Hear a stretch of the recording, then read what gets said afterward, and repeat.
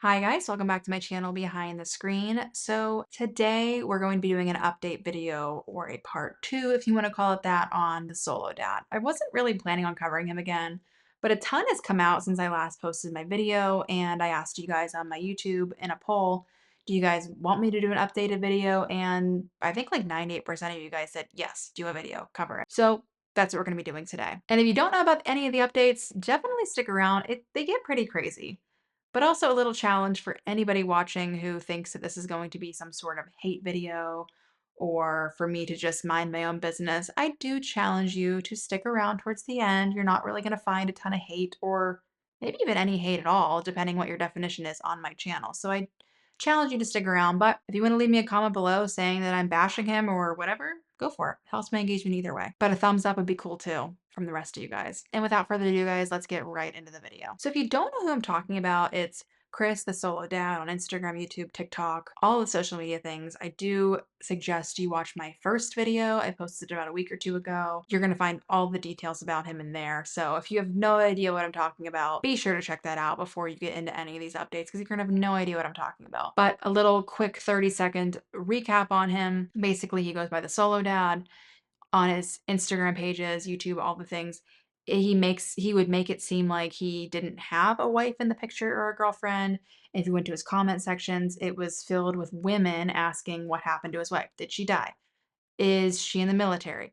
Did she abandon him and the kids? Is he gay? Did he get a surrogate mother for the kids? Like all these crazy questions, and he just would ignore them.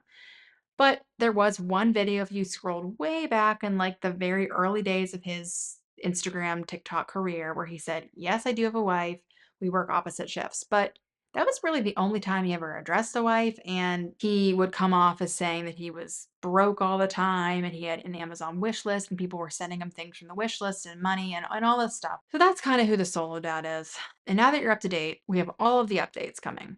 So basically, after I posted my video, I would say within a few days or so, the Dad Challenge podcast posted a video on him. The big takeaway from that video was that Josh wanted to find out who the wife was. He didn't know who she was because she's not in any of the videos, but he wanted to figure out who she was because he didn't think that it was fair that she got the option of having privacy online, but the kids didn't. So then, a couple days after that, a creator named Jessica Danielle posted a video. And in that video, she found the wife, she put a picture of the wife in there, and it was like a lot to follow. But from there, Josh, the Dad Challenge podcast, he credited Danielle. He did another video about Josh. He put the picture in there. It was kind of like quite the little saga for a few days there. Different videos being posted. It almost seemed like daily about the solo dad. And that was that, right? Not so much. I'm going to read you a screenshot. You can go check out the video if you want, but essentially Chris, the solo dad, somehow managed to track down Josh's wife, who isn't on social media at all, but he somehow found her private Instagram account and he DM'd her. And I'm going to read you exactly what the DM said. So it said, "Hi, Kathy. My name is Chris, and I'm a dad of 3 who makes content trying to encourage dads to be more active in their kids' lives and be better partners by showing me solo parenting. Your husband is harassing, bullying me, and doxing my personal information, putting my kids' safety at risk. I had already contacted the FBI and I'll be contacting your local police department in Canada. Does the board of nursing and your hospital know what your husband is doing? It's illegal. And in Canada, you can be arrested for 6 years if found guilty. I have screenshots, recording, pictures of emails of every time he has contacted me, and I've had enough. Please tell him to leave me and my family alone." So yeah, pretty crazy. A lot of things could be said about that. And if you know anything about the Dad Challenge podcast and his videos, you know it got pretty ugly from there once Chris decided to message his or Josh's wife instead of just directly messaging Josh instead and going man to man. Like, why go to the wife who's not involved at all? And one could say, well, he's doing nothing different than what Josh did by posting the picture of Chris's wife. But the thing is, Josh and his wife don't post their kids online. They don't use their kids for content, and Josh's wife isn't online at all. She's a nurse. She has her whole separate thing off of YouTube. She's not involved at all. Whereas with Chris, he does use his kids for content and his wife doesn't want to be online. That's kind of the difference. But also the crazy part of that is I don't think that, in fact, I know that Josh's wife's job has zero care what Josh is posting online, and The FBI especially doesn't care. There's literally like people dying in the world. The FBI has much bigger fish to fry than Josh posting a video about somebody online. 'Cause there's nothing illegal about it. People might not like those kind of videos, but again, there's nothing actually illegal about it. Okay, and then there was an update with Jessica's channel that I just saw a couple days ago. If you go to her videos, the last video is from 3 weeks ago, but she posted the video about the solo dad like a week ago. And it's not there. And if you go to her post, she says, if you're wondering where my video went, she tagged the solo dad saying that he falsely struck my YouTube channel, claiming his little 58-second video that I shared in my video was my entire video. Hey, Chris, you clearly don't know how it works on YouTube, but claiming my 30-minute video was all your content is false, which can result in a termination of your channel. Just because I'm a woman, since you threatened the DCP wife, it doesn't mean I'm going to sit by and let you do this. Good luck with your crappy social media career. And you can see the complaint that she got. The solo dad was the one who requested, for whatever reason, YouTube did take it down. And she's challenging it, I believe, at least from what I can tell, because she wasn't doing anything wrong. Again, this is a part of YouTube. Commentary channels who do commentary on sports, YouTubers, gaming stuff. Like that's a thing. It's a part of YouTube. Whether people like it or not, it's allowed. But there were some interesting things in the comments that Jessica did reply to. One thing she said was she responded to someone saying, once a channel is struck, you have to submit a counterclaim, and then the one who is struck has to prove they're taking you to federal court. So I don't know where this is going, but it could take some time to find out. So that was one thing. But then something else that was really interesting to me was that she replied to a comment saying, that Chris commented on the video that she did, thanking her for blocking out personal information, and then he deleted the comment and then struck her channel. So it's very strange that he thanked her for making, I'm sure he didn't thank her for making the video. He probably didn't want her to make it, but he did thank her for the way that she covered it, because I watched it. She did cover it in a very like respectful, nice way. She was very, I don't know, she wasn't mean, and she did blur out any personal information. She didn't even say the wife's name. She just put a picture that she found online. She didn't go to his house and sneak a picture where they were out to eat at dinner.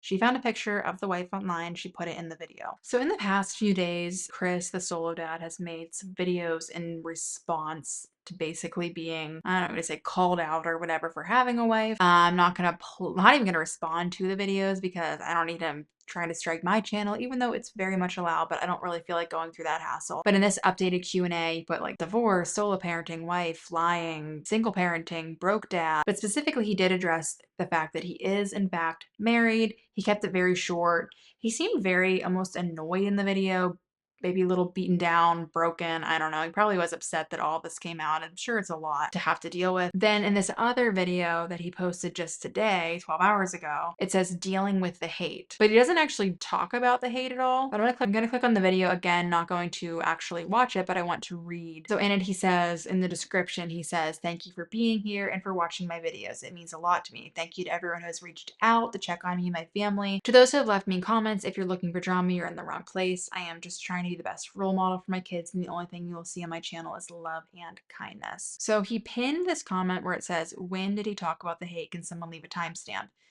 And he hearted this comment saying he briefly addressed it around the 6:20 mark, perhaps just going about his day, taking excellent care of his kids, and keeping it moving is how he is showing his response to the hate.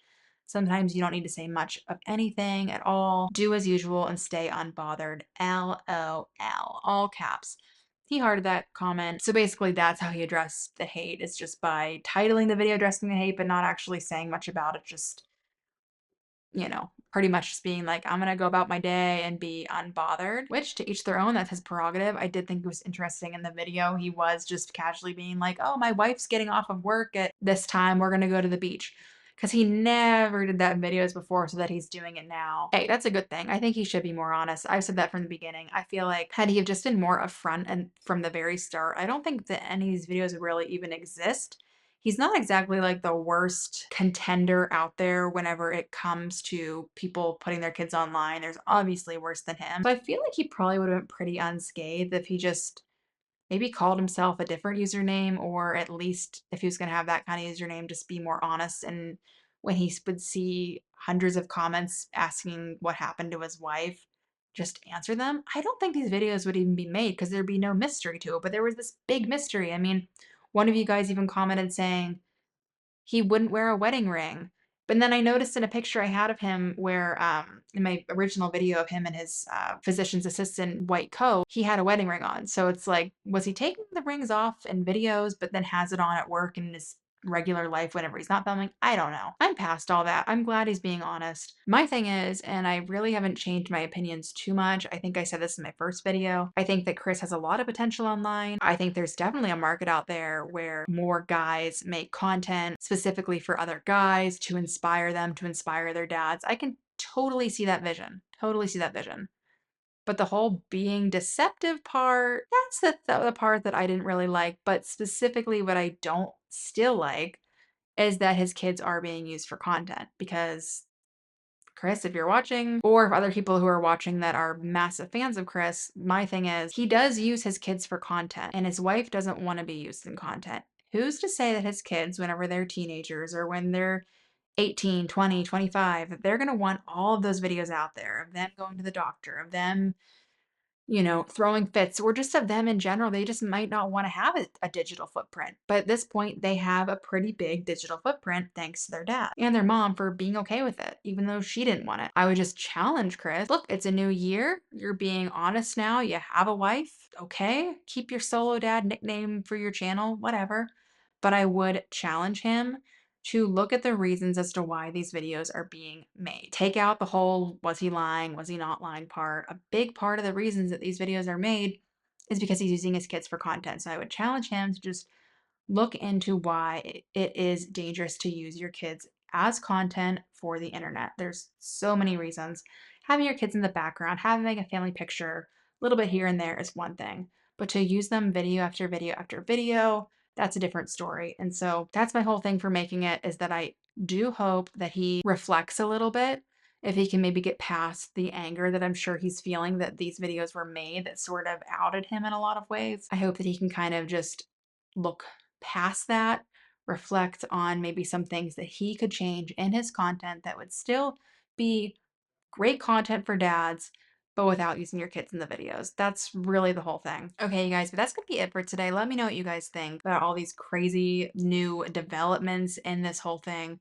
This will probably be the last time I talk about Chris. Again, like I said, I wasn't even thinking I was going to do a part two. I would have never guessed all these things would have happened since whenever I made my first video. Again, though, I can acknowledge he's not the worst offender out there whenever it comes to family vloggers, family influencers. There's way worse than Chris, let's just be honest. But with that, I do see potential with him. I do see the potential that I feel like he probably is a pretty good dad. And I think that if he just maybe, like I said, reflects on, is it right? Look at all the drama that's unfolded since all of this. Is it right to have my kids out there the way I'm doing it? I see potential with him. I do think he is going to be one of those ones that actually takes his kids offline. I feel like more influencers are starting to do that. I commend them, whoever they are.